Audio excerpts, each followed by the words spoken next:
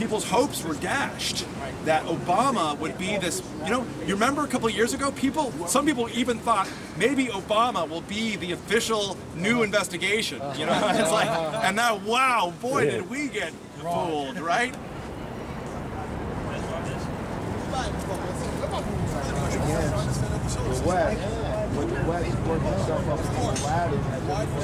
And where did the money go? And so the first person that you should ask some really hard questions in a rigorous format is Larry Silverstein and his management team, because they ended up walking with $5.6 billion worth of insurance claims, and they're being basically being protected by the people that should be investigating, and they're not. The Congressional Outreach Team has written 2 congressmen and had them forward letters to NIST asking them about the dust, and basically the last one that we got back said, no, we didn't look at the dust, and no, we're not going to look at the dust. And then we have one from the FBI to Representative McDermott saying that the Stephen Jones paper on nanothermite in no way is indicative of the presence of thermite in the World Trade Center dust. And so I went to a conference where John Jay College last month, and I asked them the question. It was fire protection engineers, fire specialists. James, I think it was James Quintier and Glenn Corbett, and asked them the question. In a fire in which there's a suspected high temperature accelerants have been used, such as thermite, what is considered to be evidence of its presence, and what would be considered proof of its presence? And they said, oh, gee, don't know anything about that stuff. And yet they are the people that have said, oh, well, no, couldn't have happened. But that doesn't degrade 100 years.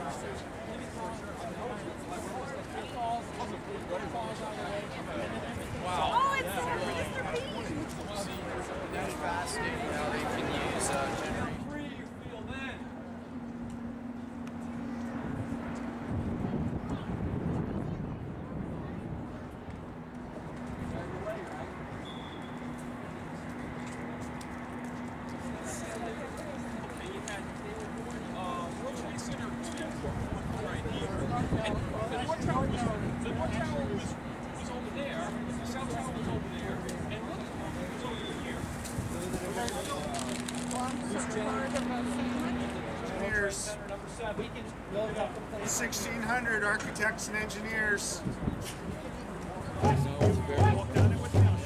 Is it?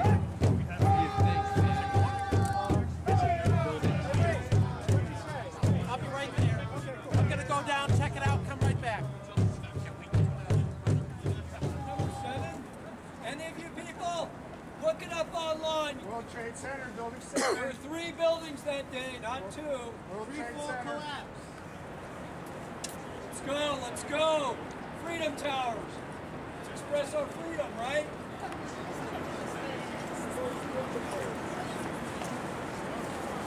I'm good, thank you.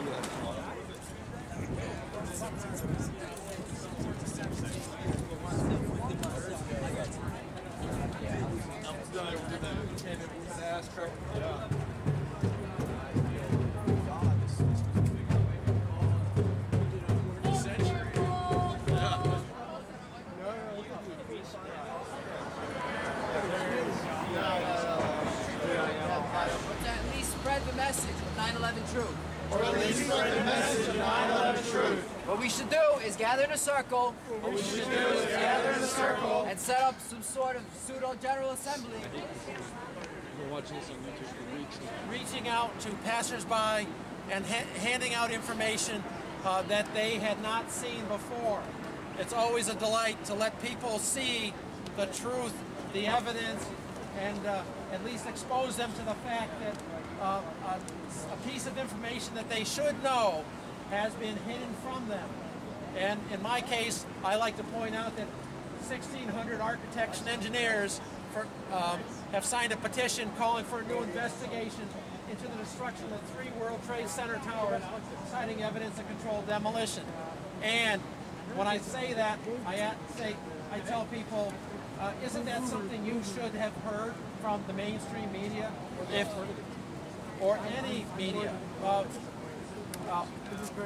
We can describe even the left or the right, no matter what political spectrum you are in. It is something that you should have heard, but it is obliterated from all the media venues. Even to my disgust, the Nation magazine, who I think is a great magazine in many respects. The fact that this march was occurring, that Occupy Wall Street was cleared out 4 days ago. It may be that the fear that we would actually bring the message of 9/11 truth to Occupy Wall Street and to the one break in censorship may have been the reason that they could no longer tolerate the presence. Censorship is so important to what is wrong with this country today. When I was growing up, we used to laugh at Pravda. We used to laugh at Pravda because of the Russian media, because we knew that they were all censored. I think Occupy Wall Street is really great about talking about economic inequality and talking about the rulers of this country, the plutocracy, in terms of the banking and economic system. But I think we need to start helping bring in the other aspects to the power that controls this country and controls the world at this point, which is the military and the security establishment, which isn't just here, but is probably hubbed here. It's probably centralized here and spread around the world. So that's really what I want to pitch, is to try to get the perspective about the power that controls and makes everybody miserable in this country and around the world. Also, it has to be also the security establishment and the military establishment needs to be brought into the conversation, because it's very clear that it wasn't bankers that brought down these towers. It wasn't politicians that brought down these towers. It was military people and intelligence people working in secret to destroy these towers and kill thousands of New Yorkers that day. But that, after all, is nothing new, so this is not a surprise. It's gone back to any time there's an empire, ancient Rome, plutocracy controlled by treachery and fear, and that's what's going on now. But let's just try to keep the conversation about 9/11 going with the Occupy Wall Street movement, and try to add the military and the intelligence establishment component to the power that is controlling everyone. I'm Sander Hicks, and it's good to be here. Hi, everybody.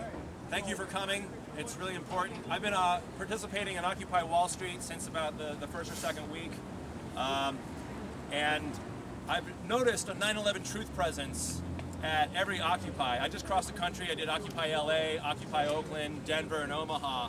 And it's really interesting to see the mass movement in this country is not exclusionary, right? It's not any one party, it's not any one left or right ideology, but 9/11 truth and the truth about anthrax and the truth about the wars, the truth about everything is really on the table now. And so 10 years of 9/11 truth activism, I think, has really helped kind of create the bedrock of the whole Occupy movement globally.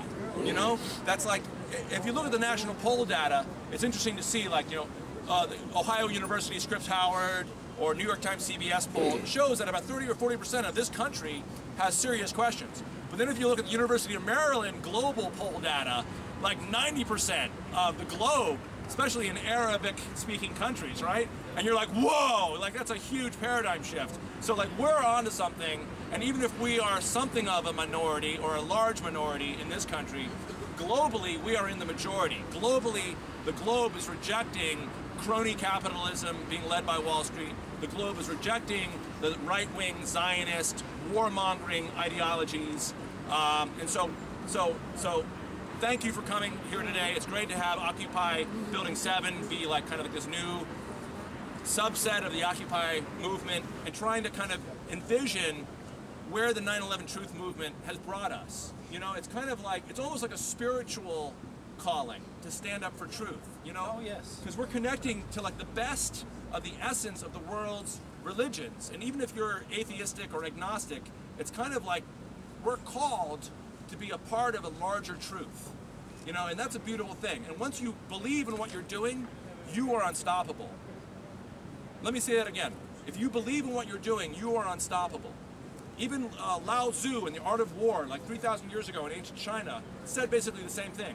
A small army or a small non-violent faction can defeat a larger army if they have this, what he called the oneness, which is like the unity of belief, right? The unity of the essence of what we believe and what we're doing. So that's the kind of thing I've been exploring and sort of trying to extrapolate 9/11 truth to a larger politics. Can I ask you a question? Yeah. Since you are so articulate, and I always make the linkages between Occupy Wall Street, the 9/11 Truth movement, and then it's all about censorship, the global self-healing censorship. And I always point out that 95% of our news comes through 5 corporations with interlocking boards of directors that reflect and their editorial policies and their front page policy, and even right now their back page policy is built around the interests of their boards of directors. How does censorship fit into the Occupy movement's vocabulary? I don't hear it. Well, this gentleman had a question about censorship, and in some ways, I think we should maybe revisit like this, it seems kind of like with the Occupy movement, like the old oppositions are kind of off the table, or the old problems are off the table, because it seems like the movement is so big, it's not going away. We've kind of rewritten the rules. We're not protesting on a Saturday in DC and then going home, right? We're so determined. Again, we've got this unity of purpose, this oneness, this dedication to camp out and to stick around. So it's kind of like we have changed the rules, and so therefore it seems like we are getting like a different kind of effect. It seems like the media is paying attention more now to the Occupy movement overall, because it's not going away and it's kind of impossible to ignore. So we've kind of changed the game a little bit. You're right about the corporate media being consolidated and basically a monopoly power. I guess I think the power of optimism and the power of hope and trying to find what's working is more important than despair, and more important. It's more important to focus on what's good. You know, it's like we've got a movement, we've got momentum, and we are getting.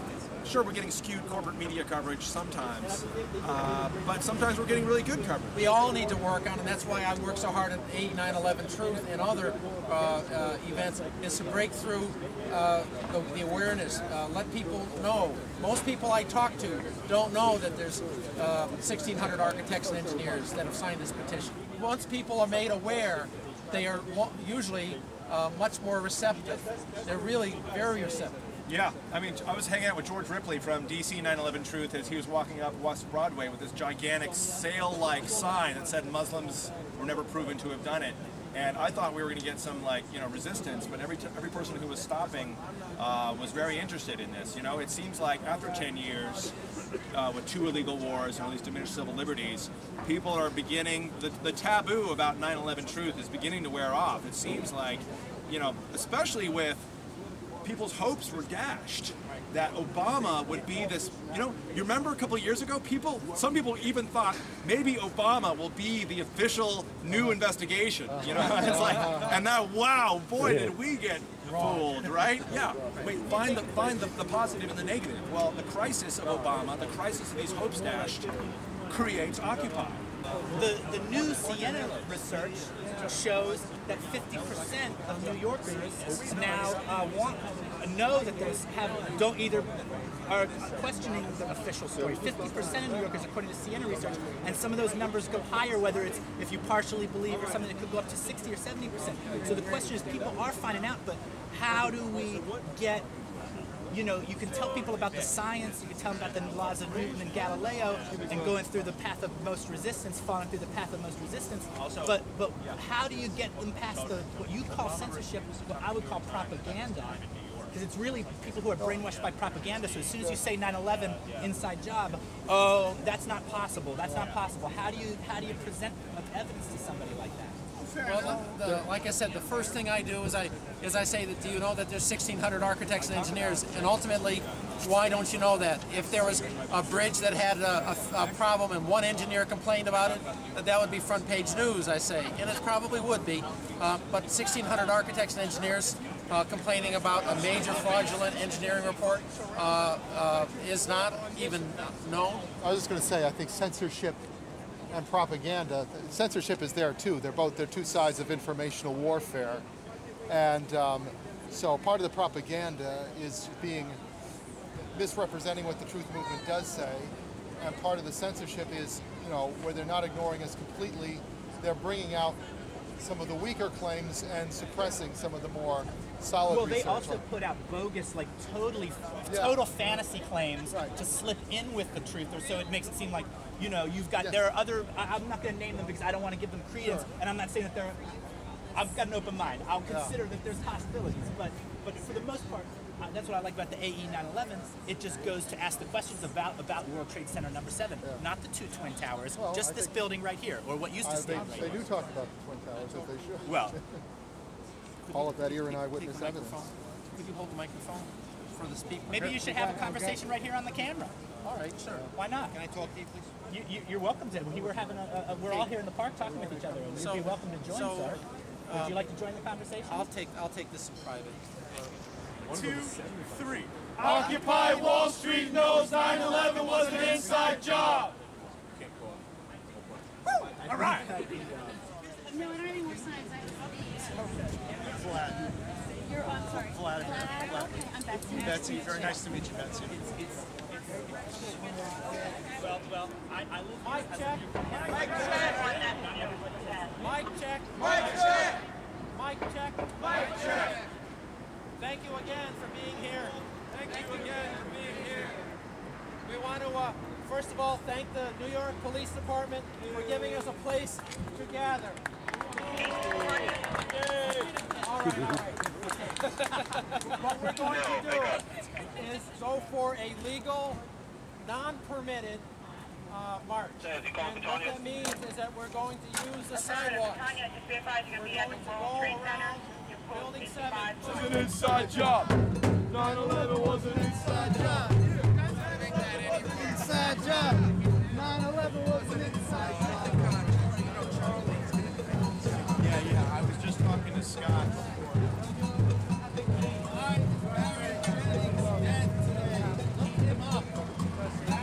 1,600 architects. Real heroes. They caught up with us.